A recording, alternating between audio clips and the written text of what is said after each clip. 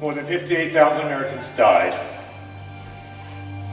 More than 300,000 were wounded.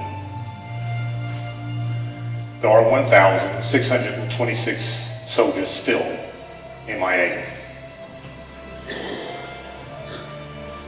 Over 2 million served, and of those, 200,000 were women. These Vietnam veterans that served in the war are our heroes. This remains one of the most disgraceful and disgusting parts of American history. This is one soldier's story. This is my story. First of all, I did not serve in Vietnam, but my heart did. My brother served 2 tours in Vietnam. And this is all I have left to remember him by.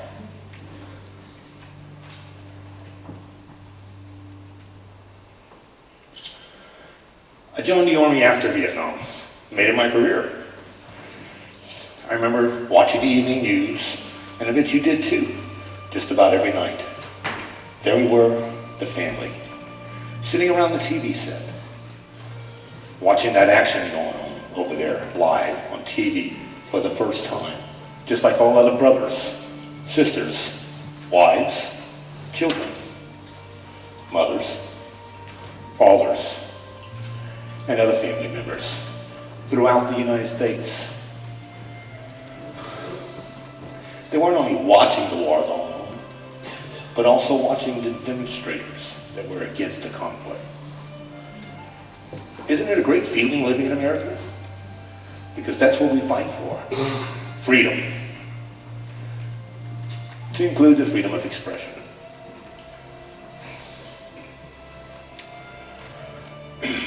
Rifle companies spent endless months patrolling ridge lines, villages, and mountains. Very far away from any tents, barbed wire, hot food, or electricity. Luxuries were limited what was inside their backpack. After a few humps, the backpacks boiled down to letter writing material, towel, soap, toothbrush, poncho iron, and if they were lucky, a small transistor radio. Now when they moved through that boiling heat with 60 pounds of weapons and gear, caused that typical American veteran to drop approximately 20% of his body weight while they were still in the bush. When they stopped, they dug fighting positions in trenches full of trees. They slept on the ground in makeshift poncho hooches.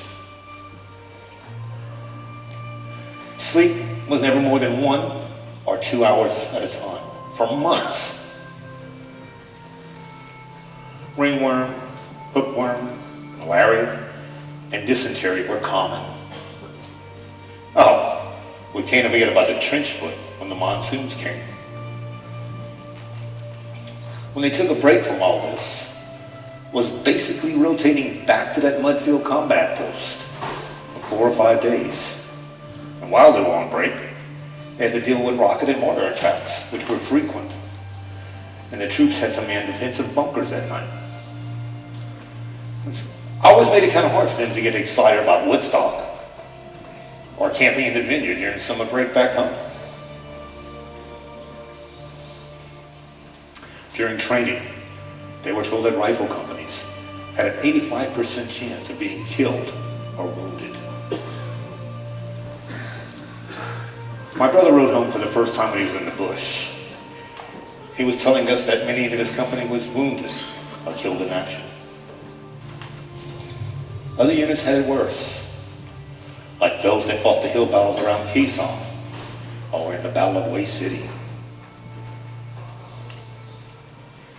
The Vietnam veteran was a very young man, mostly civilians right out of high school, called up from the cities and farms to do that year in hell and return. There they were, salty, battle-hardened 20-year-olds, teaching green 19-year-olds the lessons of the hostile battlefield. when one of them was wounded or needed help, it was handled in a quick certainty, always risking their lives to save others in danger. Today, visions still haunt many of them every day. Not of the nightmares of the war, but of the steady consistency with how they face their responsibility and how uncomplaining most of them were in the face of constant danger.